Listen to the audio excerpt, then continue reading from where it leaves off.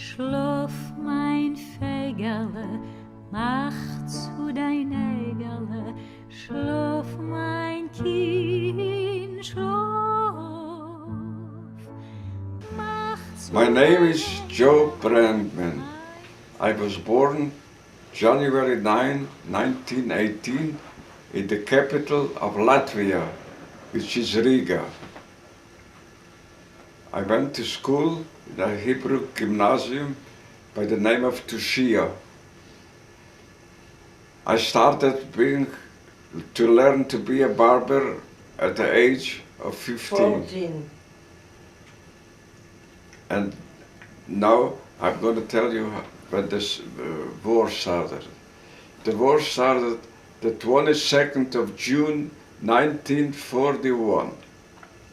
The German Air Force bombed Riga for a couple days and nights. After they were through bombing, the infantry and the tanks rolled into Riga. And at the same time, the special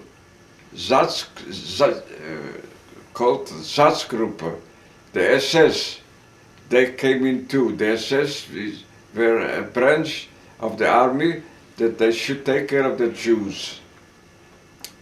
Now the first thing they said is, they put up an order that all the Jews, small, young and old, has to register to get ration cards, to get food. The second order was all the Jews has to wear a yellow patch with the Star of David in front and in back of their clothes, so people can notice who is a Jew. The third order was all the Jews cannot walk no more on the sidewalk. They can only walk on the gutter of the streets. So naturally nobody went for a walk, but just we went to get our rations. This went on for a while, and the order was, who don't obey the orders is punishable by death. This went on for about a month or 6 weeks. And then they told us that we have to move to the ghetto. They fixed up at the ghetto with barbed wires and with the gate, and all the Jews has to move into the ghetto behind the barbed wires. From there, they used to take us to work, all kind of hard labor work. This went on for a couple months, and finally, December 8, 1941, till the December 10th, they took an action which they took out 30,000 Jews plus, and they told us that they'd taken them to a resettlement. But actually, they took them to Bikanike woods, and they killed them all. And under the 30,000 plus was my mother, my wife, my 2 sisters, my 4 sister-in-laws, my nephews, my nieces, my cousins, my uncles, my aunts, all got killed. That was one chapter. Now they looked around and they are short of workers. So decided they'll bring in some different Jews to work for Riga. They brought in German Jews, and they brought in from Lithuania 500 people to work. And under the 500 people was my future wife, Mira Melnik. In Europe, my wife's name was Mira, but in the States she changed and it became Myra. Now, my brother-in-law and myself, they assigned us to dig big graves, not for people, but for the trash and for rubbish. Now we worked quite hard because just by hand with a shovel, no machinery. Then they decided that they need wood choppers. So they assigned my brother-in-law, and myself to chop woods for the SS.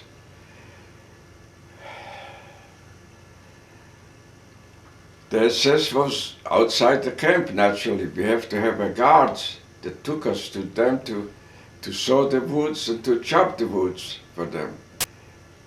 To walk was a long way to walk. So we took and we hijacked with another group that had a truck. And that group was my wife, Myra. And I became acquainted with her and I liked her very much. And we became friends. And so we went on for quite a while. Meantime, in ghetto, the rest of the Jews that remained, that we were able to work, they decided they're going to resist the Germans. They tried to smuggle in Waffen from the outside through the barbed wire. We had 42 Jewish policemen. They took care of the rest of the Jews. But somehow the SS got notice that we are planning a resistance. And they took the 42 Jewish policemen, young brave boys, they took them to the cemetery and they killed them all. No more policemen Jews.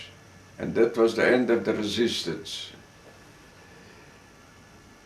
This went on for another year. We worked, and at the same time we became friends, Myra and myself. And finally, they took us, put together a big colony of Jews, and they sent us away to work in another place by the name of Dondon. This is also in Latvia.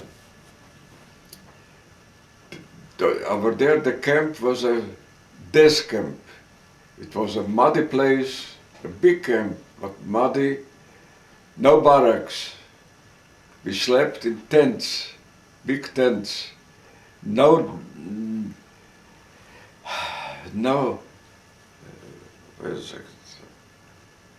beds.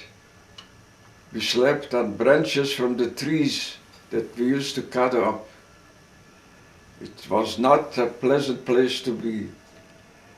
And they sent us to work in the woods, where we have to cut trees and cut up in pieces and carry us to a buggy and horse that they take it out of the woods.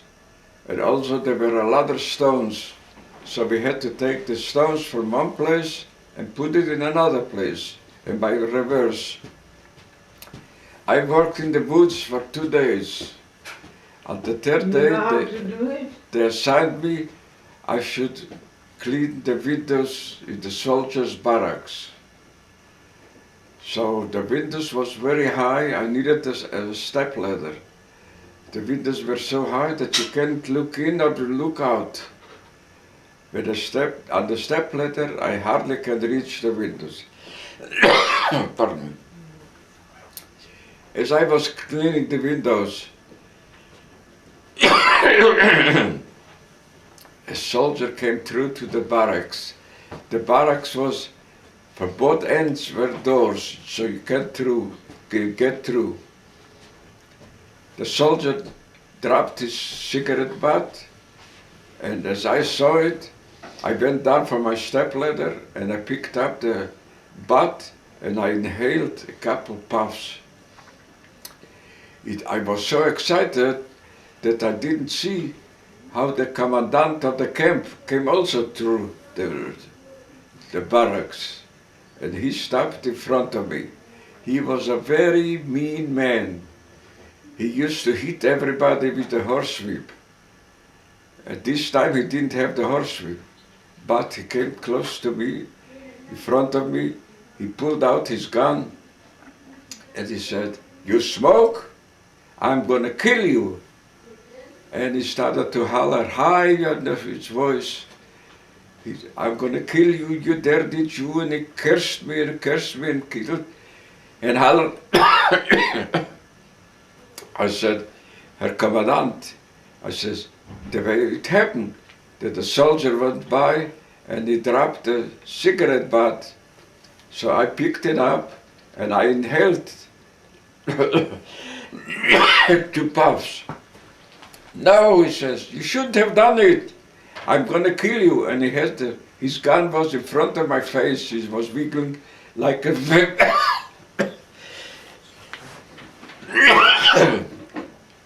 like a fan in front of my face. No, you must die. I'm gonna kill you for smoking.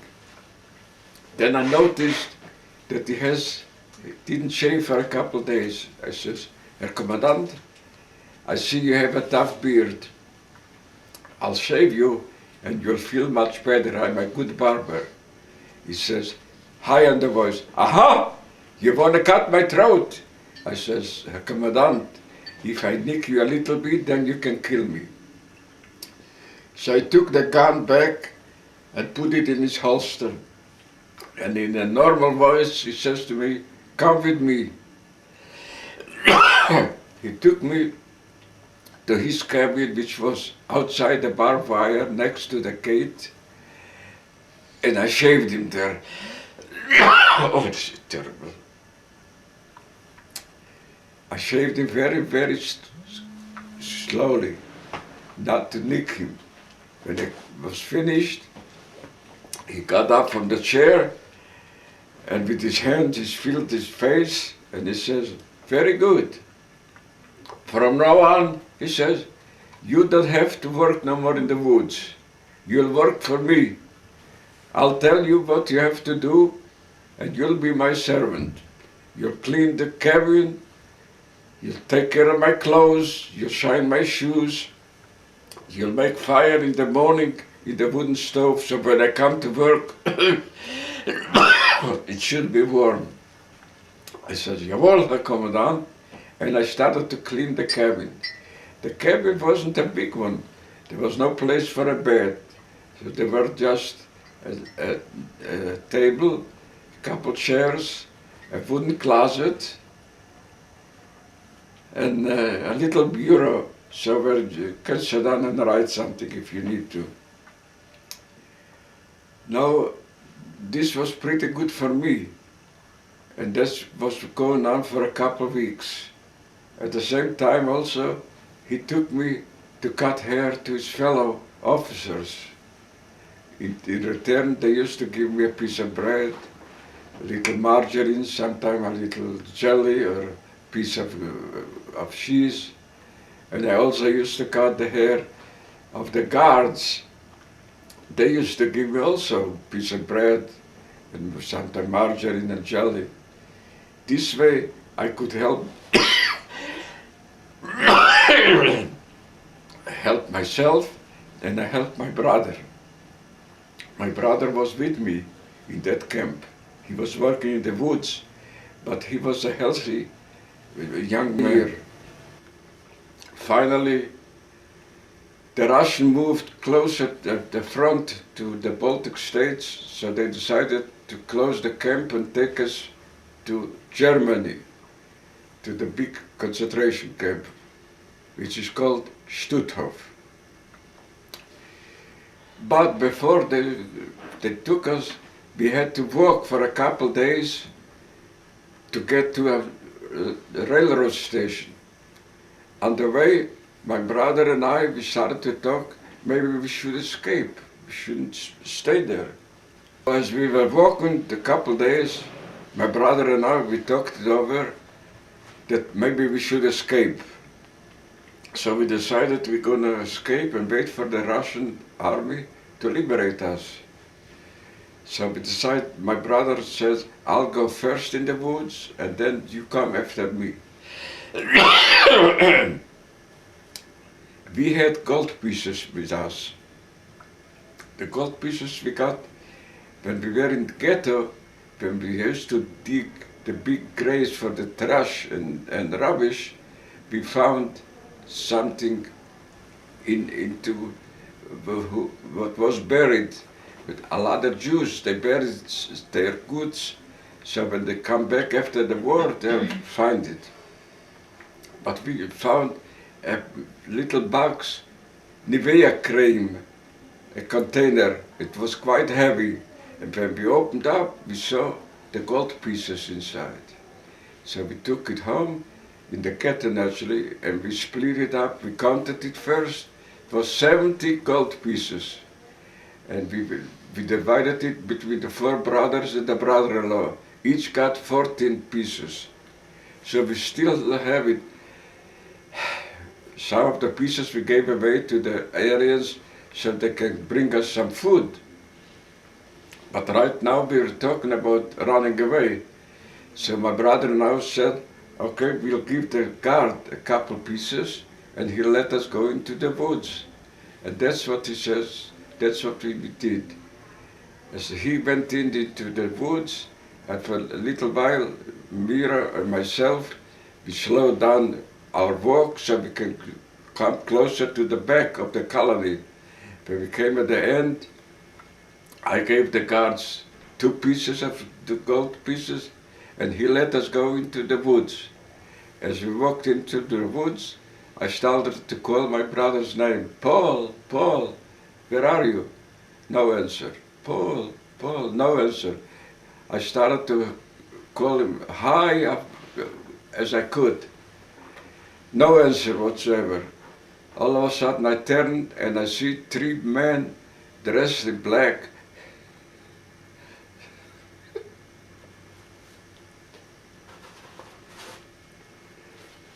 Standing on the side, and they didn't say a word to us. They just mentioned with their hands we should walk out of the woods, go out of the woods. But I still called a couple times my brother's name and no answer.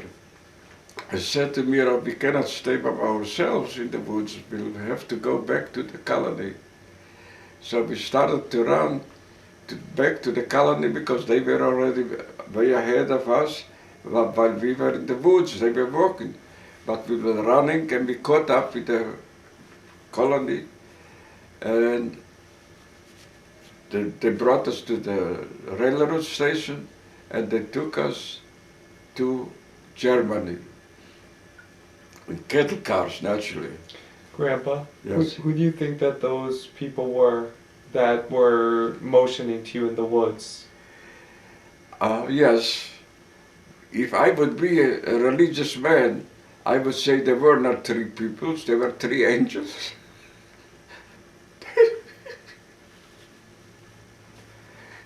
They were the way they were motioning to us, we should get out of the woods, not to stay in the woods, get out of the woods.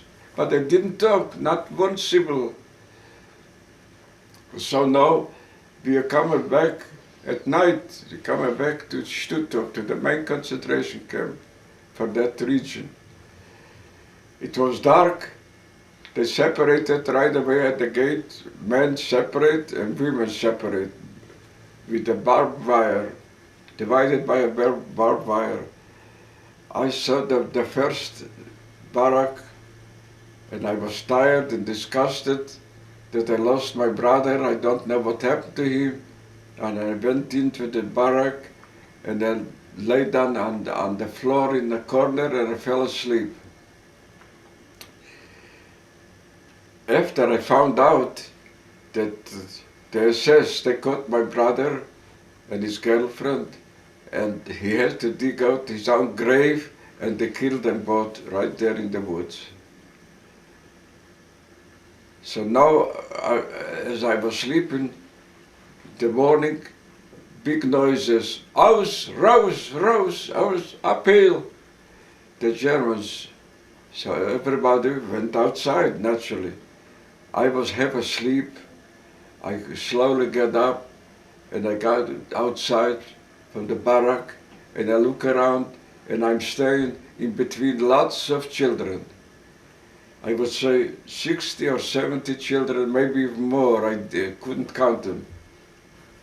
Anyway, the SS men looked at me and he says, "What are you doing here?"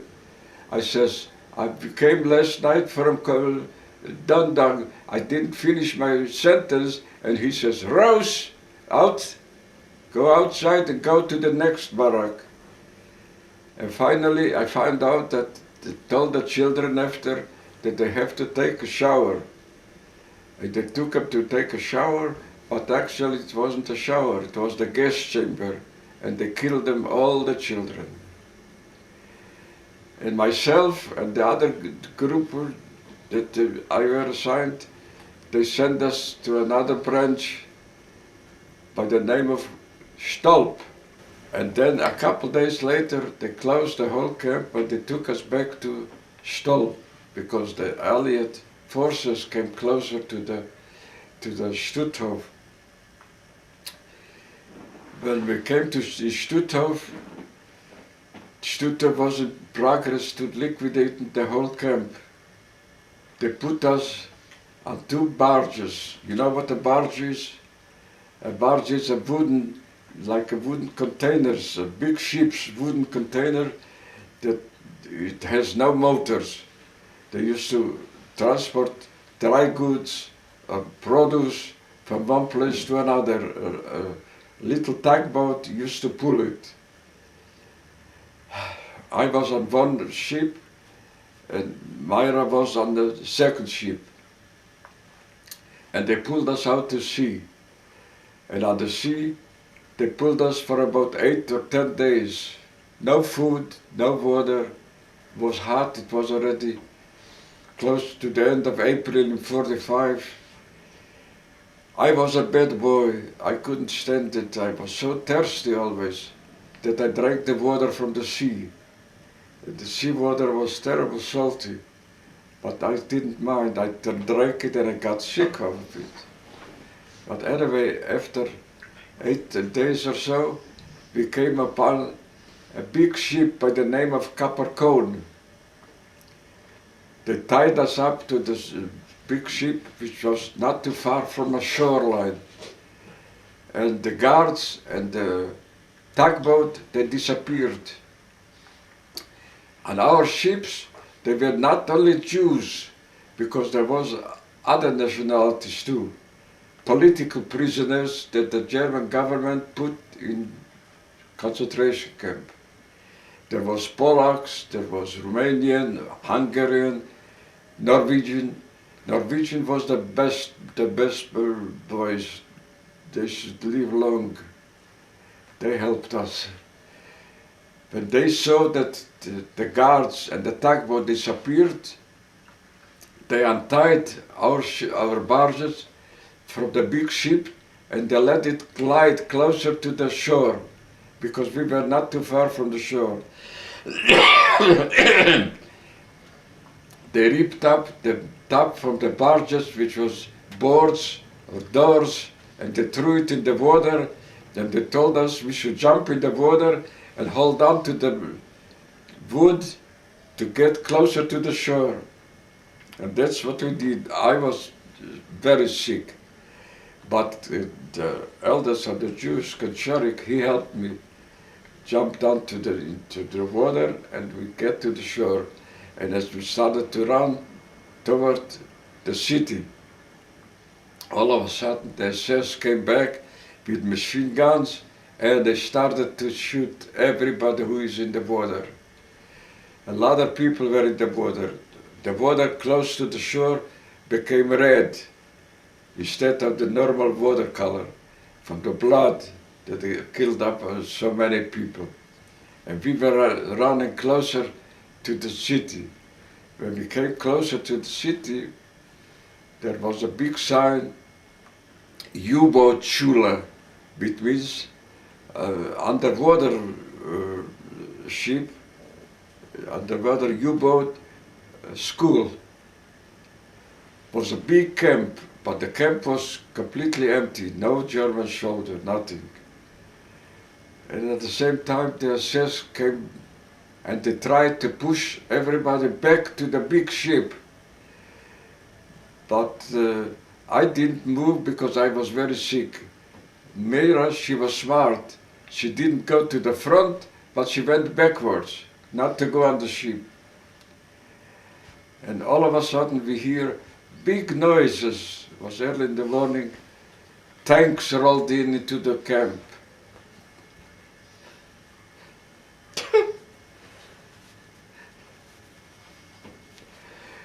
British army came in and they stopped at the first tank stopped at the totem pole, and they took down the German flag, the Nazi flag. They put up the British flag. And at the same time the Germans still were able to blow up the big ship Capricorn with 7,000 people. Kill them all.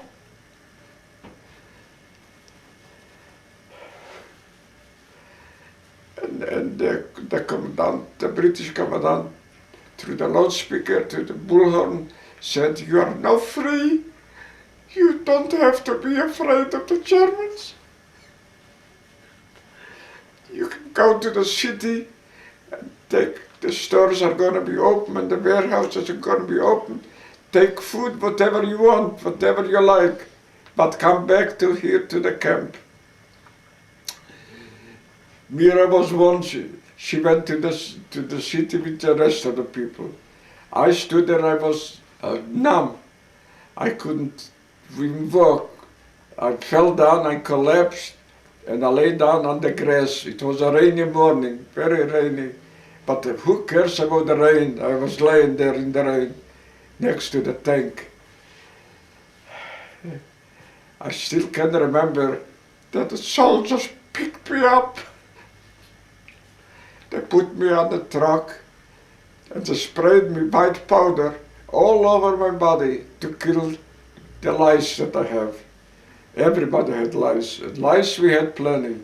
Big ones, fat ones, whatever. And furthermore, since they finished spraying me, I don't remember nothing for the next 6 weeks. They took me to the hospital where I was laying with high temperature for 6 weeks, like in a coma. And they told me that afterwards, when I got better, that they used to come buses and take people wherever they want to go to back to their homeland, to Romania, Hungary, and Poland, Latvia, wherever they want to go. But I didn't know about it. I was in a trance. I got know of it after I got rid of my temperature.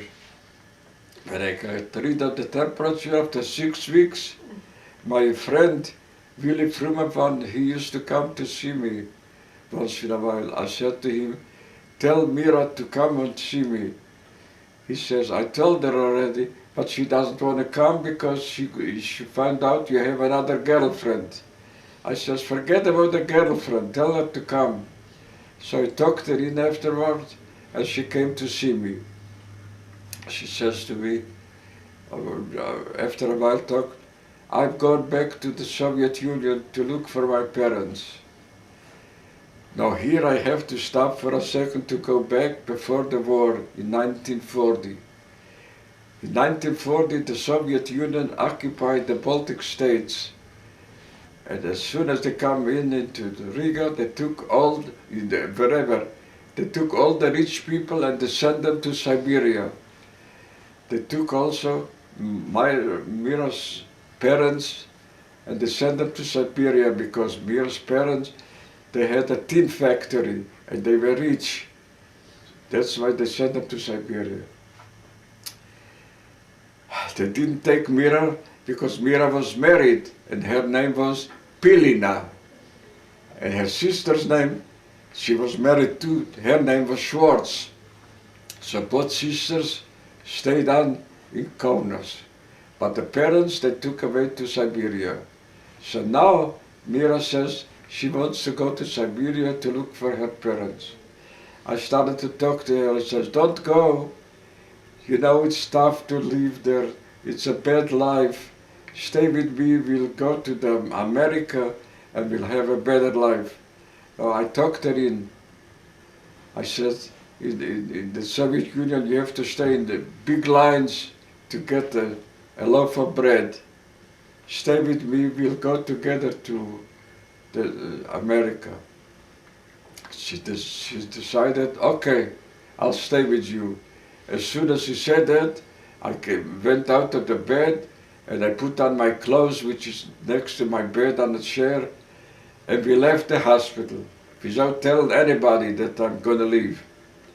I could hardly walk, but I held down on Mira, and she took me back to the camp where we were liberated. There were lots of big blocks, not wooden barracks, but from brick, built very nice ones.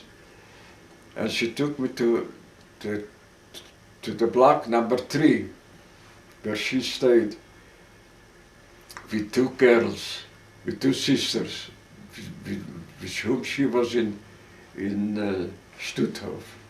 Now they live now in Israel. We still got letters from there. Now when I came into the room was very big. And after all, I'm a man. So we split up the room in half with wooden closets. One half for the 2 sisters and one half for Mira and myself. And she nursed me till I got completely back to my house. And she started to talk to me. We have to get married. I says, why? We are married, you have my name. She says, no. If you want to have children, we have to be married officially. So I let her talk to him, can you imagine? Now I suffered 62 years. And we went and we got married in the city. And then we waited to go to America. We found through the Red Cross and through the Jewish newspaper forwards, we found relatives in the Bronx. And also I found one of my brothers. He was he was liberated. He was in another camp. He was liberated in Austria, in Salzburg. So we wrote them letters, come to us, we'll go together to America. He wrote us back, no, he cannot come. He's going back to the Soviet Union because he heard that his wife is still alive and she's in Riga. So he went to Riga.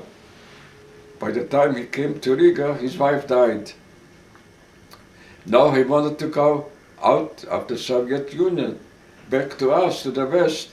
At the border, the guard caught him and they sentenced him to 15 years in Siberia. So he was sent to Siberia. So the first time we got permission to see him was in 1988. After 45 years I didn't see him.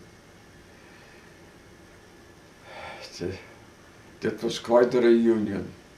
And he married over there naturally, and he stayed in Latvia. And we went there in 1988, and in 1989, a year later, we went again to see my brother. We got permission to stay in Moscow for 3 days, in Leningrad 3 days, and 7 days in Riga, where we met my brother. In 1989, we were still there, and a year later, my brother died. And we were still, after the liberation, we were still in the displaced person camp for 4 years. Could you believe that? After 4 years concentration camp, another 4 years in a displaced person camp, until they let us come to the United States. We came on the we left Germany May the 9th, 1949, and we came Boston Harbor May the 18th, 1949. And at the shores, we were greeted by people from Hayas and from the UNRWA and from the Joint. They took us and they put us on a train that went to Albany, New York, because we had our papers for Albany, to Myra's uncle. That's how we came to the United States. Do you remember the name of the ship? Pardon? Do you remember the name of the ship? Sure. General SS Hose. What a question do I remember? Grandpa, how much would you say that you weighed when you were liberated from the camp? Tell me what you're gonna laugh. I don't remember how much, but when the children were born and we were here in America, we had our friends. One of my friends is in Israel now. I talked to him on the phone once in a while. He used to grab my arm and says, "No schmaltz." So Frida became mad. She says to him, "What do you mean my father has no schmaltz? He has schmaltz." She didn't know what it is. She was a baby. But she got mad of him when he said, "No schmaltz, no fat." I was very skinny. The color of my shirts was 14. I remember that. And the slacks was 32, I think. I was like a herring, that skinny. And Grandpa, of your family who was alive before the war, who survived? Could survive? Who survived the war of your family? One by the name of Harry. When the war started, he was living not far from the border, the Russian border. So he went over the border and he stayed in Russia. But he was in the Russian army. He was very... He was wounded. He was wounded, terrible wounded, and in 1975 he died. He was 62 years old when he died from the wounds. And then your other brother, Wolf, was it? Wolf was the one we went to visit. Mm-hmm. And Paul is the one who they killed in Dundang. He has to dig his own grave. And Sam? Sam, he stayed, he went with the 30,000 plus because he was a little handicapped. One leg was a little shorter. So he stayed with the rest of the people that they took it out and they killed in Bickenecker woods. Did you have any other brothers? I had the other brother. The last brother was, but he died in 1940. He was 15 years old. How old are you now? Right now? Yeah, 90. 90 years old. Schlaf mein Fegerle, mach zu dein Nägerle, schlaf mein Kind, schlaf. Mach zu dein Nägerle, mein teuer Fegerle, schlaf mein Kind, schlaf. Amalch Agite, soll sein dein Hite, von hein bis morgen früh.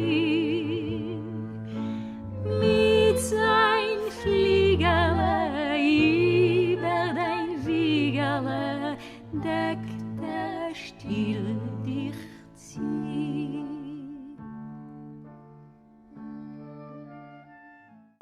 Okay. Go, Grandpa. A man walked in the bank with a gun and a satchel, and he robbed the bank teller. He put in all the money in his satchel, and he turned around and he saw a man standing there in line. He says to the man, "Did you see how I robbed the bank?" The man says, "Oh yes, I did everything." Boo! He shot him dead right away. He says, "I don't want any witnesses to my crime." that he turned around and there stood a couple. He went to that man. Did you see how I robbed the bank?